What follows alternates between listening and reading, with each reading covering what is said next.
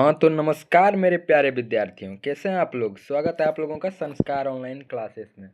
आप लोगों का बहुत डिमांड था, सर साइंस का ऑब्जेक्टिव कराइए, साइंस का ऑब्जेक्टिव कराइए। तो आज हम आप लोगों को लिए लेके आए रहे हैं भौतिकी के सभी विषय से, सभी चैप्टर से महत्वपूर्ण ऑब्जेक्टिव। जितना भी चैप्टर है भौतिकी में, यदि आप इतना ऑब्जेक्टिव को पढ़ लेते हैं तो आपका एग्जाम में कम से कम 5 से 10 नंबर तो फिक्स है सिर्फ इस वीडियो से। इसलिए आप लोग धैर्य बना के रखिए और वीडियो को आराम से देखिए यार, दोस्तों के साथ भी शेयर कर दीजिएगा ताकि उसका भी एग्जाम में अच्छा नंबर आए। आप लोगों का बहुत डिमांड था, सर भौतिकी का लाइए, भौतिकी का लाइए, साइंस का करवाइए। तो आप लोगों के डिमांड पर आज हम साइंस का ऑब्जेक्टिव लेकर आ गए हैं, जिसमें भौतिकी का आप लोग इतना ऑब्जेक्टिव पढ़ लीजिएगा ना, 50 गो है इसमें ऑब्जेक्टिव, समझें। तो आप लोगों को हम दावा ठोकते हैं कि 5 से 10 नंबर इससे आ जाएगा, इससे बाहर से 5 से 10 नंबर कम से कम। तो चलिए बिना लेट किए क्लास को स्टार्ट करते हैं। आज की क्लास आप लोगों के लिए बहुत महत्वपूर्ण है, इसलिए आप लोग इस क्लास को मिस नहीं कीजिएगा।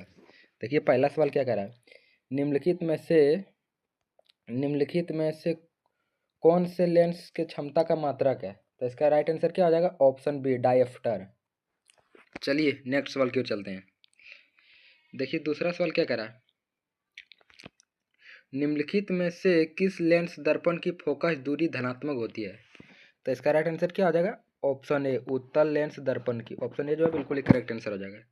चलिए नेक्स्ट सवाल की ओर चलते हैं। देखिए सवाल नंबर तीसरा क्या कह रहा है, प्रकाश के अपवर्तन के नियम कितना। तो इसका राइट आंसर क्या हो जाएगा, 2। आप लोग सभी फुल वीडियो वॉच कीजिएगा, पूरा वीडियो देखिएगा, तो आप लोगों को एग्जाम में कम से कम 5 से 10 नंबर आएगा यहाँ से सिर्फ, क्योंकि हमको ये अनुभव है, हम भी एग्जाम दिए हैं बहुत 2025 में। ठीक है, तो आप लोग मेरा बात को मानिए, इस क्लास को पूरा कीजिएगा। यहाँ से आप लोगों का 5 से 10 ऑब्जेक्टिव ना आया एग्जाम में ना, तब आप लोग हमको बताइएगा। इसलिए चलिए आगे बढ़ते हैं। देखिए सवाल नंबर 4 क्या कह रहा है, कौन सा लेंस अपसारी लेंस भी कहलाता है। कौन सा लेंस है जो अपसारी लेंस भी कहलाता है। इसका राइट आंसर क्या आ जाएगा, अवतल लेंस। ऑप्शन ए जो है बिल्कुल ही करेक्ट आंसर हो जाएगा। चलिए नेक्स्ट सवाल की ओर चलते हैं। देखिए सवाल नंबर 5 क्या कर रहा है, समतल दर्पण द्वारा बना प्रतिबिंब होता है। तो इसका राइट आंसर क्या हो जाएगा, काल्पनिक। ऑप्शन बी जो है बिल्कुल ही करेक्ट आंसर हो जाएगा। चलिए नेक्स्ट सवाल की ओर चलते हैं।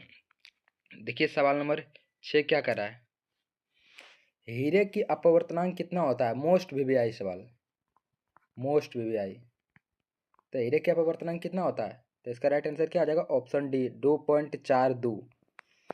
चलिए आगे बढ़ते हैं। देखिए सवाल नंबर 7 क्या कर रहा है, किसी समतल दर्पण द्वारा आवर्धन होता है।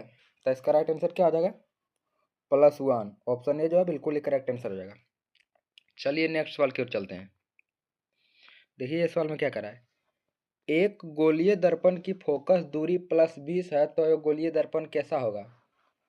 +20 किसका होता है, उत्तल का, और माइनस क्या होता है, अवतल का। तो इसमें क्या बोल रहा है, +20, तो किस में जाएगा, उत्तल में। ऑप्शन बी जो है बिल्कुल ही करेक्ट आंसर हो जाएगा। चलिए नेक्स्ट सवाल की ओर चलते हैं। देखिए सवाल नंबर 9 क्या करा है, प्रकाश के अपवर्तन के कितने नियम है।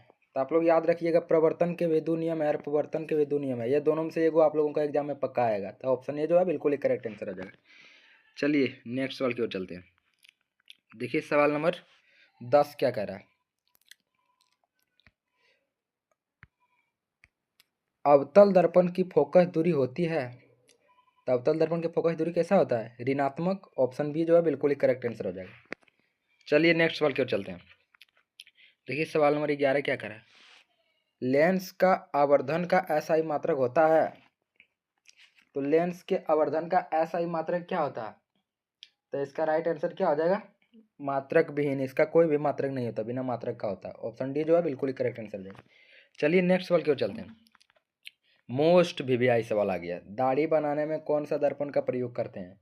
तो दाढ़ी बनाने में किस दर्पण का प्रयोग किया जाता है। इसका राइट आंसर जो हो जाएगा, ऑप्शन बी अवतल दर्पण का, क्योंकि उसमें प्रतिबिंब बड़ा बड़ा दिखता है। चलिए आगे बढ़ते हैं। देखिए सवाल नंबर 13 क्या करा, किस किस दर्पण में हमेशा वस्तु से छोटा प्रतिबिंब बनता है। तो उत्तल दर्पण में हमेशा वस्तु से छोटा प्रतिबिंब बनता है। ऑप्शन बी जो है बिल्कुल ही करेक्ट आंसर हो जाएगा। चलिए नेक्स्ट सवाल की ओर चलते हैं। देखिए सवाल नंबर 14 क्या करा है, तेलीय कागज होता है, कैसा होता, तो इसका राइट आंसर क्या हो जाएगा, परभाषक। ऑप्शन सी जो है बिल्कुल ही करेक्ट आंसर हो जाएगा। चलिए नेक्स्ट सवाल की ओर चलते हैं। देखिए सवाल नंबर 15 क्या करा है, प्रकाश के किरणें गमन करती है, मोस्ट वीवीआई सवाल, बहुत बार एग्जाम में पूछा गया। तो बताइए प्रकाश की किरणें किधर गमन करती है, तो इसका राइट आंसर क्या हो जाएगा, सीधी रेखा में। ऑप्शन बी जो है बिल्कुल ही करेक्ट आंसर हो जाएगा। आप लोग धैर्य बना के रखिए, बहुत इंपॉर्टेंट चीज़ आज करवा रहे हैं आप लोगों को। देखिए सवाल नंबर 16 क्या करा है, प्रतिबिंब का आकार हमेशा वस्तु के बराबर होते हैं तो कौन सा दर्पण होता है, तो जब भी प्रतिबिंब का आकार सेम आकार का बनेगा तो समतल दर्पण में जाएगा। समतल दर्पण में जितना बड़ा प्रतिबिंब होता है उतने बड़ा ये आकार बनता है। ऑप्शन सी जो है बिल्कुल ही करेक्ट आंसर हो जाएगा। चलिए नेक्स्ट सवाल की ओर चलते हैं। देखिए सवाल नंबर 17 क्या करा है, एक साधारण प्रिज्म कितने सतहों से घिरा होता है, बहुत इंपॉर्टेंट सवाल। तो आप लोग बताइए एक साधारण प्रिज्म कितने सतहों से घिरा होता है, तो इसका राइट आंसर क्या हो गया, 5। ऑप्शन सी जो है बिल्कुल ही करेक्ट आंसर हो जाएगा। चलिए नेक्स्ट सवाल की ओर चलते हैं। देखिए सवाल नंबर 18 क्या करा है, एक दृश्य प्रकाश में किस वर्ण का तरंगदैर्घ्य अधिकतम होता है, तो इसका राइट आंसर क्या हो जाएगा, लाल। ऑप्शन बी जो है बिल्कुल ही करेक्ट आंसर हो जाएगा। चलिए नेक्स्ट सवाल की ओर चलते हैं। पता है ना आप लोगों को ये कहाँ से पूछ रहा है, मानव नेत्र से ही जो ऑब्जेक्टिव आ रहा है, मानव नेत्र से। मानव नेत्र का ये सब ऑब्जेक्टिव है, मानव नेत्र बहुत इंपॉर्टेंट चैप्टर है। चलिए आगे बढ़ते हैं। देखिए सवाल नंबर 19 क्या करा, दूरदृष्टि दोष वाला नेत्र साफ साफ देख सकता है, तो दूर दृष्टि वाला नेत्र क्या क्या साफ देख सकता है, तो इसका राइट आंसर क्या हो जाएगा, दूर की वस्तुओं को। ऑप्शन ए जो है बिल्कुल ही करेक्ट आंसर हो जाएगा। चलिए नेक्स्ट सवाल की ओर चलते हैं। देखिए सवाल नंबर 20 क्या करा, आकाश का नीला रंग होना किस परिघटना का परिणाम है, आकाश का नीला रंग होना किस परिघटना का परिणाम है, तो इसका राइट आंसर क्या हो जाएगा, परिकिरणन। ऑप्शन सी जो है बिल्कुल ही करेक्ट आंसर हो जाएगा। चलिए नेक्स्ट सवाल की ओर चलते हैं। देखिए सवाल नंबर 21 क्या करा है, श्वेत प्रकाश में वर्ण विपेक्षण उत्पन्न करता है, तो कौन करता है, तो इसका राइट आंसर क्या हो जाएगा, प्रिज्म। ऑप्शन सी जो है बिल्कुल ही करेक्ट आंसर हो जाएगा। चलिए नेक्स्ट सवाल की ओर चलते हैं। देखिए सवाल नंबर 22 क्या करा है, निकट दृष्टि दोष में किस लेंस का प्रयोग किया जाता है, निकट दृष्टि दोष में किस लेंस का प्रयोग किया जाता है, तो किसका किया जाता है, अवतल का, अवतल लेंस। ऑप्शन ए जो है बिल्कुल ही करेक्ट आंसर हो जाएगा। चलिए नेक्स्ट सवाल की ओर चलते हैं। देखिए सवाल नंबर 23 क्या करा है, मोस्ट वीवीआई सवाल, बोर्ड में बहुत बार रिपीट किया गया बिहार बोर्ड में इस सवाल को। चंद्रमा पर खड़े यात्री को आकाश कैसा प्रतीत होता है, अगर कोई यात्री चंद्रमा पर खड़ा है तो उसको वहां से आकाश कैसा दिखाएगा, तो इसका राइट आंसर क्या हो जाएगा, काला। ऑप्शन ये जो है बिल्कुल करेक्ट आंसर हो जाएगा। चलिए नेक्स्ट सवाल की ओर चलते हैं। देखिए सवाल नंबर 24 क्या करा है, स्पेक्ट्रम प्राप्त करने के लिए किसका उपयोग किया जाता है, बहुत इंपॉर्टेंट सवाल है, तो इसका राइट आंसर क्या हो जाएगा, प्रिज्म। ऑप्शन सी जो है बिल्कुल ही करेक्ट आंसर हो जाएगा। चलिए नेक्स्ट सवाल की ओर चलते हैं। देखिए सवाल नंबर 25 क्या करा, तारों का टिमटिमाना प्रकाश के किस घटना को दर्शाता है, तारों का टिमटिमाना प्रकाश के किस घटना को दर्शाता है, तो इसका राइट आंसर क्या आ जाएगा, प्रकाश का अपवर्तन। ऑप्शन ए जो है बिल्कुल ही करेक्ट आंसर हो जाएगा। चलिए नेक्स्ट सवाल की ओर चलते हैं। देखिए सवाल नंबर 26 क्या करा,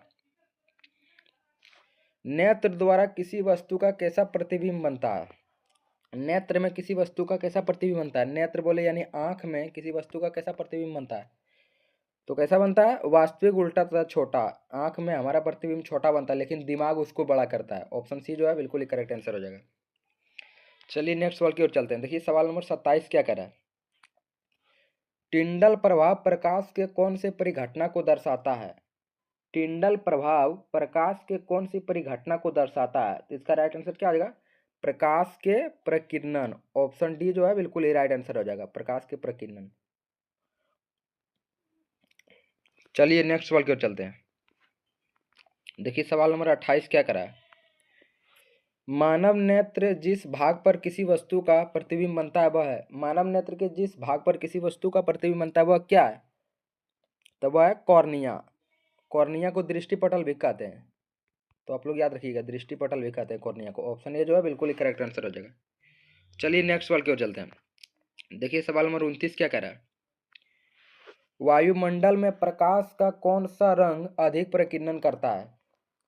वायुमंडल में प्रकाश का कौन सा रंग सबसे अधिक प्रकीर्णन करता है? इसका राइट आंसर क्या हो जाएगा? नीला। ऑप्शन बी जो है बिल्कुल ही करेक्ट आंसर हो जाएगा। चलिए नेक्स्ट सवाल की ओर चलते हैं। देखिए सवाल नंबर 30 क्या करा है? इंद्रधनुष का बनना किस परिघटना पर आधारित है? इंद्रधनुष का बनना प्रकाश के किस घटना पर आधारित है? तो इसका राइट आंसर क्या हो जाएगा?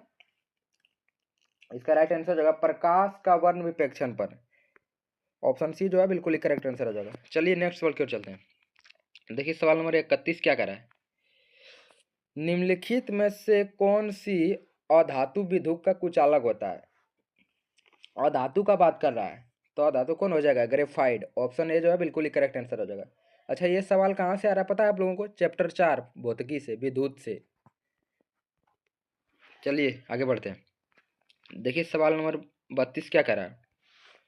आवेश का एसआई मात्रक होता है। आवेश का एसआई मात्रक क्या होता है? तो इसका राइट आंसर क्या हो जाएगा? कूलम्ब। ऑप्शन सी जो है बिल्कुल ही करेक्ट आंसर हो जाएगा। चलिए नेक्स्ट सवाल की ओर चलते हैं। देखिए सवाल नंबर 33 क्या कह रहा है? विद्युत बल्ब का फिलामेंट तंतु निम्नलिखित में से किस द्रव्य धातु का बना होता है? तो किसका बना होता है विद्युत बल्ब का फिलामेंट तंतु? टंगस्ट्रॉन का। ऑप्शन सी जो है बिल्कुल ही करेक्ट आंसर हो जाएगा। चलिए नेक्स्ट सवाल की ओर चलते हैं। देखिए सवाल नंबर 34 क्या कह रहा है? जब किसी चालक के तार पे विद्युत धारा प्रवाहित होती है तो गतिशील कण होते हैं। तो इसका राइट आंसर क्या आ जाएगा? Option C electron. Option C जो है बिल्कुल ही करेक्ट आंसर हो जाएगा। मोस्ट वीवीआई सवाल है ये सब, आप लोग याद रखिएगा। कम से कम 5 से तो 10 ऑब्जेक्टिव इसके अंदर से आएगा आपका बोर्ड में। चलिए आगे बढ़ते हैं। देखिए सवाल नंबर 35 क्या कह रहा है? विद्युत परिपथ में विद्युत धारा को मापने के लिए किसका उपयोग किया जाता है? तो इसका राइट आंसर क्या हो जाएगा? आमीटर का। ऑप्शन बी जो है बिल्कुल ही करेक्ट आंसर हो जाएगा। चलिए नेक्स्ट सवाल की ओर चलते हैं। देखिए सवाल नंबर 36 क्या कह रहा है? एक विद्युत सेल से धारा प्रवाहित करने के इसके सिरों के विभवांतर का बीच का मान होता है। तो क्या होता है? इसका राइट आंसर क्या हो जाएगा? इसका राइट जो आंसर हो जाएगा विद्युत वाहक बल से कम। विद्युत वाहक बल से कम। ऑप्शन बी जो है बिल्कुल ही करेक्ट आंसर हो जाएगा। चलिए नेक्स्ट सवाल की ओर चलते हैं। देखिए सवाल नंबर 37 क्या कर रहा है? विभवांतर का एसआई मात्रक होता है। विभवांतर का एसआई मात्रक क्या होता है? तो इसका राइट आंसर हो जाएगा वोल्ट। ऑप्शन सी जो है बिल्कुल करेक्ट आंसर हो जाएगा। वोल्ट इस प्रकार लिखाता है, वो हमें पैटर्न नहीं चिराता है। ठीक है चलिए नेक्स्ट सवाल की ओर चलते हैं। देखिए सवाल नंबर 38 क्या कर रहा है? किसी चालक की विद्युत प्रतिरोधता निर्भर करता है चालक की लंबाई पर, चालक के अनुप्रस्थ काट के क्षेत्रफल पर, चालक के पदार्थ के प्रकृति पर। तो इसका राइट आंसर क्या हो जाएगा? इनमें सभी पर। ऑप्शन डी जो है बिल्कुल ही करेक्ट आंसर हो जाएगा। चलिए नेक्स्ट सवाल की ओर चलते हैं।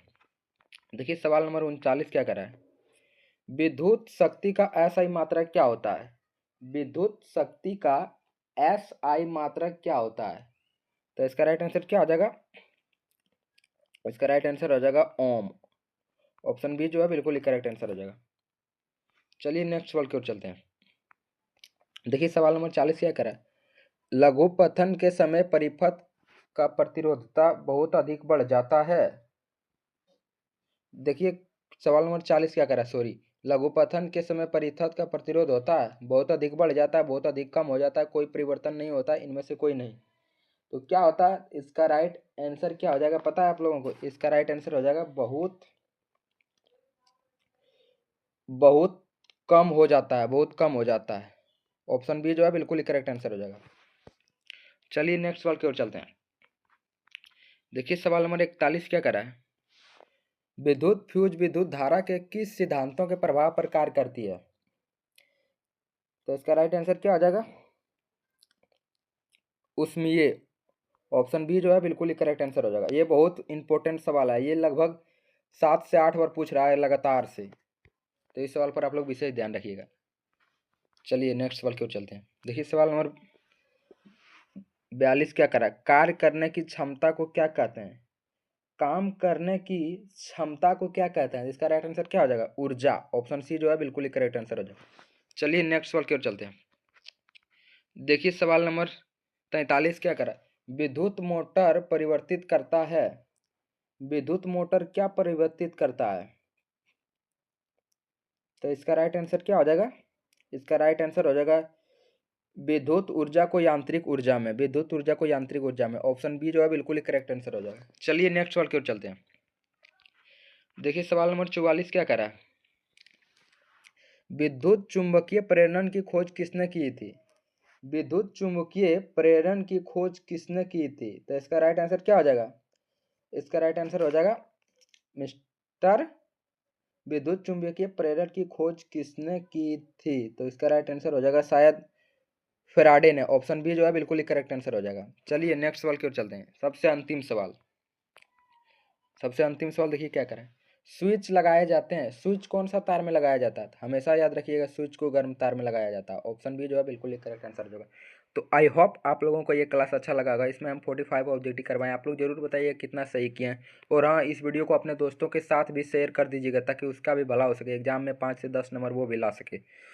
तो आप लोगों को और किस सब्जेक्ट का वीडियो चाहिए हमको बताइएगा ज़रूर कमेंट में। तो आप तब तक आप लोग पढ़ते रहिए, मुस्कुराते रहिए। और हाँ, एक बात और, हमें हिंदी में ये 7-8 चैप्टर शायद कंप्लीट कर दिए हैं। पूरा वीडियो आप लोग देख लीजिए 8 चैप्टर। और संस्कृत में 14 चैप्टर पूरा ख़त्म कर दिए हैं, वो सब वीडियो आप लोग देखिए। और आज आप लोगों के कहने पर हम साइंस का लेके आए हैं, आप लोगों को कहने पर आज साइंस काम लेके आए। तो चलिए बिना लेट किए इस क्लास को बंद करते हैं। आप लोग वीडियो को जरूर देखिएगा, दोस्तों के साथ शेयर भी कीजिएगा। धन्यवाद, मिलते हैं नेक्स्ट वीडियो में। तब तक आप लोग पढ़ते रहिए, मुस्कुराते रहिए।